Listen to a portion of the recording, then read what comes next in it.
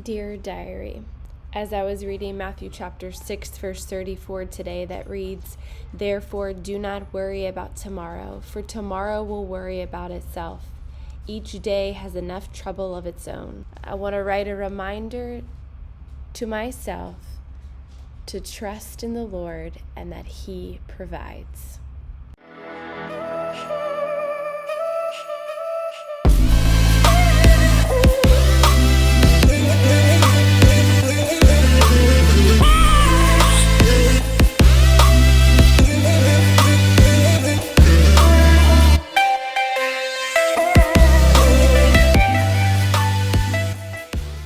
Hey Squeaky Tree family, thanks for joining us. It's so great to see you. We're gonna have a busy video today showing you lots of snacks that you can make and store into your freezer. I like to do a day of that, so then when the kids are like, I'm hungry, I have a fast food version in the freezer ready that I can take out and give them, and I don't resort to other processed foods that they're just going to tell me later on that their bellies hurt or make them wild and crazy. Also, it's good for snacks for adults too.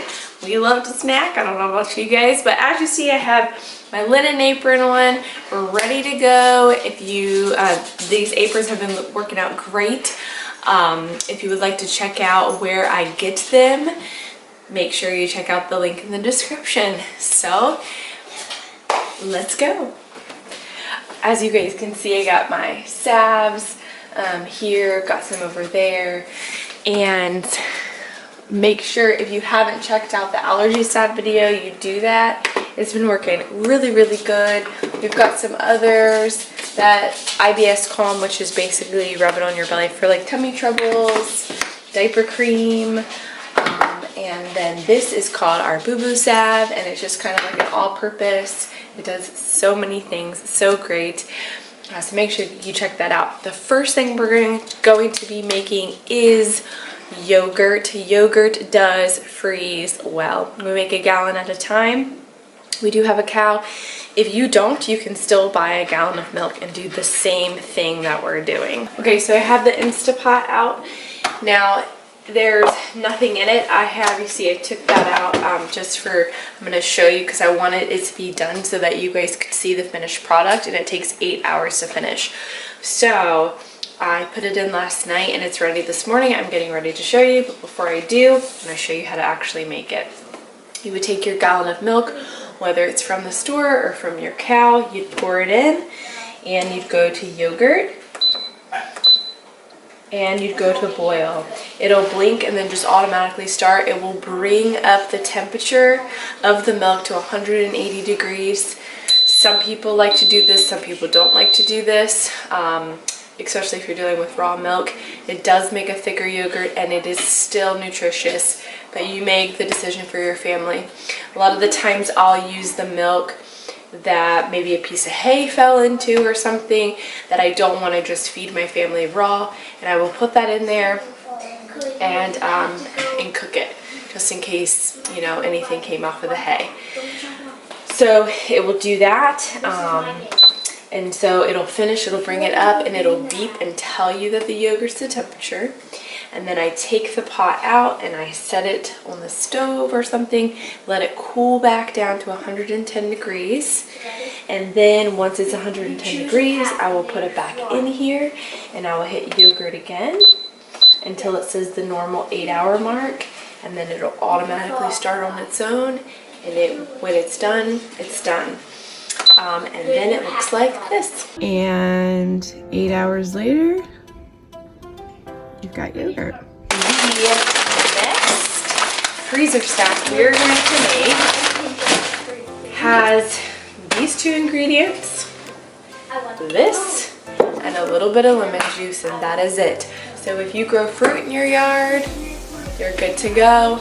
If you don't, you can buy frozen fruit. So I got this from BJ's. It's a 3-pound bag of organic blueberries and I think this is 4 pounds. Yeah, 4 pounds of organic strawberries. This is some honey that I get locally, and then some just pure lemon juice. And so then you're gonna put it together and we are going to make fruit strips. You can roll them up and make fruit roll-ups. Doesn't really matter. I'm gonna show you how to do that. And this is a favorite with a lot of our boys. Super easy. And it's a snack that they feel like they're getting a treat.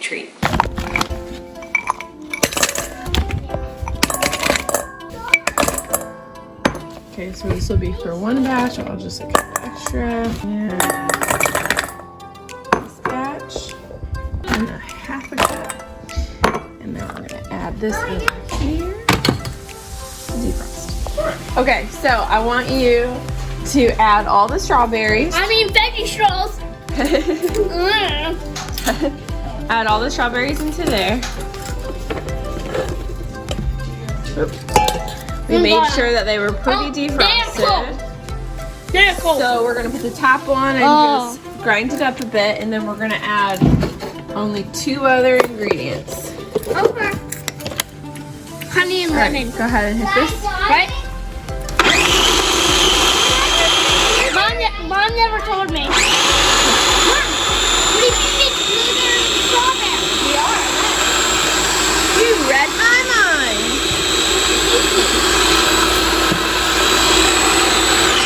Okay, so now we're going to add our lemon juice and our honey.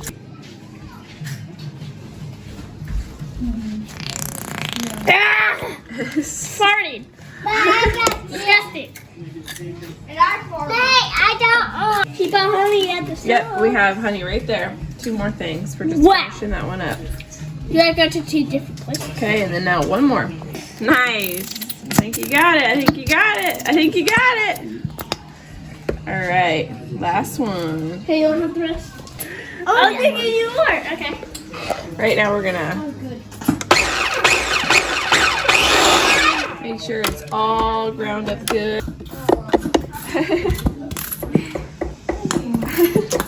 Y'all are crazy. All right.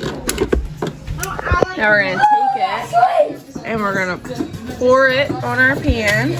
Fred, you want some? You want actually honey? So then you don't want it to be too thick, but you also don't want it to be too thin. So it's about 1/8 or 1/4, depending on kind of how you like it. But I think that probably looks good. Yep. And then we're gonna make this, and we'll put them both in the oven at the same time. Nice. 1 tablespoon. 2 tablespoons. 2 tablespoons. 1 more. And that wasted barely any honey. Oh, bullshit. Sit down, girly. I just get honey. Honey, here, open your mouth. You know what? Ow. Oh, don't put it back in there. All right. Oh, that was sweet. Now go ahead and. All right. I see a strawberry in there. Is it good? All right. In the oven, side by side, 170 degrees. My first timer will be for 4 hours. We're looking for it to not be tacky. Get over here.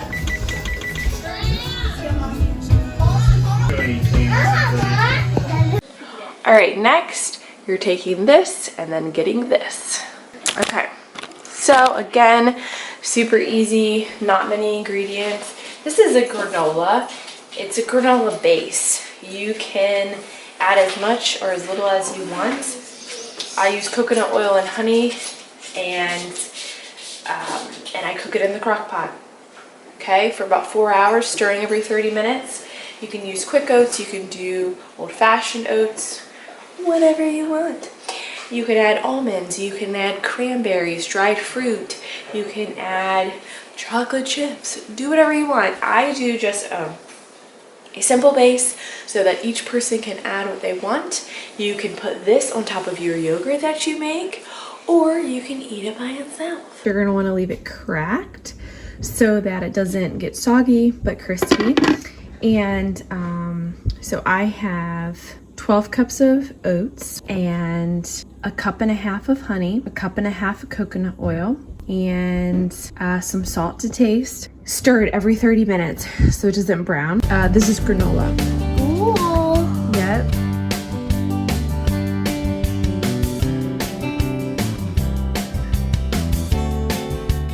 Okay, as you see in the background, this is real life. I'm getting ready for kids' church.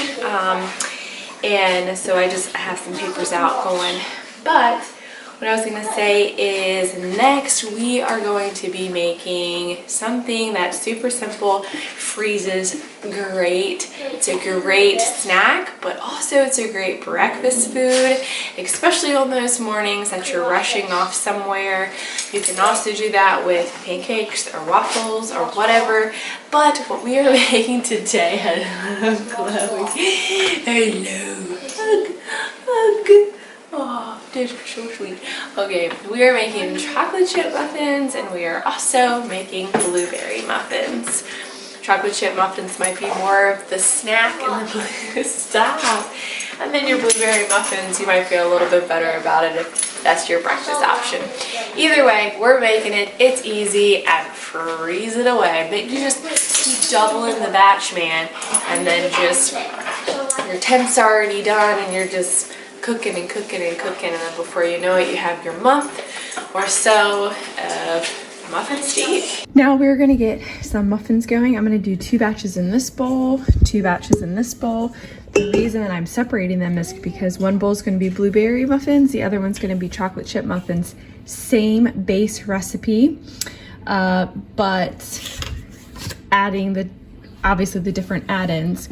So for one batch, it's 3 cups of flour. So in each one of the bowls, I'm gonna add 6 cups of flour, which is a total of obviously 12 cups of flour being used for this batch of muffins.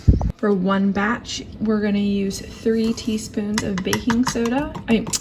3 teaspoons of baking powder. So in here, since it's 2 batches, we're gonna use 6 teaspoons of baking powder.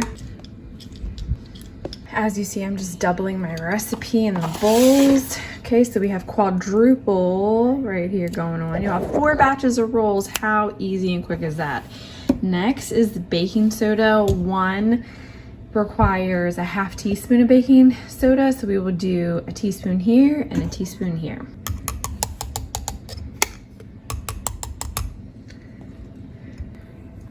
Here, I'm gonna use coconut oil. You use what oil you like. Put it in a bowl. It's a 1/3 cup per one batch.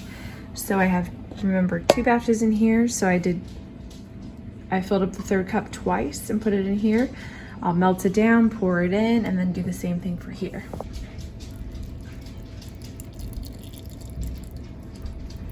Then we do 1 teaspoon of apple cider for one batch. So I would do 2 teaspoons here and 2 teaspoons here.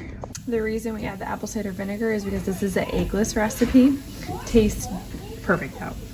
Next is a teaspoon of vanilla. So because we're quadrupling it, I'll have 2 here and 2 here. All right, next is 1.5 cup of buttermilk, or you can do 1.5 cup of milk with 1.5 tablespoon of lemon juice, and that will give you buttermilk if you don't have it. And then you will double that for each side. Next, the recipe calls for 1 cup of sweetener that you use. So you can use your sugar or whatever you prefer. Just make adjustments according to what you use. I am gonna use regular sugar this time. That's just what I'm doing. I love using honey for most of my stuff, but you know, you use what you have on hand. And then next, if you're using salted butter, don't add the half teaspoon of salt. If you're using unsalted, add a half teaspoon of salt per batch. You can make your butter if you have a cow, or you can buy it. So it's 5 tablespoons of butter per batch. I ended up using 1.5 cups of sugar per pan here. Just lessening the sugar some. So, and that seems like a lot of sugar, but it's a lot of muffins. A cup of fruit or chocolate chips per batch. So I get 2 cups over here, 2 cups over here. Yeah, we've got it at 350 degrees for about 25 minutes. Okay, this may just be the most favorite snack in the house, and they are granola bars. Again, this is a base recipe. You can add extra whatever you want to it, fruit and nuts and things. We do a base and then people can add what they want if they do. Usually we just pick it out the tray and eat it, but it freezes beautifully. We've got about 3/4 cup of peanut butter, about 1/3 cup of honey. We're gonna slowly simmer this and get it going into like a syrup. You can add 2 tablespoons of coconut oil if you want. You don't have to. It's up to you. It changes the texture just a wee bit. I say coconut oil is expensive, so I just leave it out. So we have that. And then we will set our oats and chocolate chips to the side, and I'll show you what we do with that. I went ahead and doubled the recipe so that we can eat a batch and freeze a batch. So I think Nathaniel has the rest of my bowls and I'm using the rest for the muffins. So per batch you have 2.5 cups of oats. I just eyeball the chocolate chips. Since this is 5 cups of oats since we doubled it, and I will mix it up in here and then put it in pans with parchment paper and cut them right away. So you're going to add it in there, make sure it's nice and hot so it melts the chocolate chips, so it has a nice chocolate coating.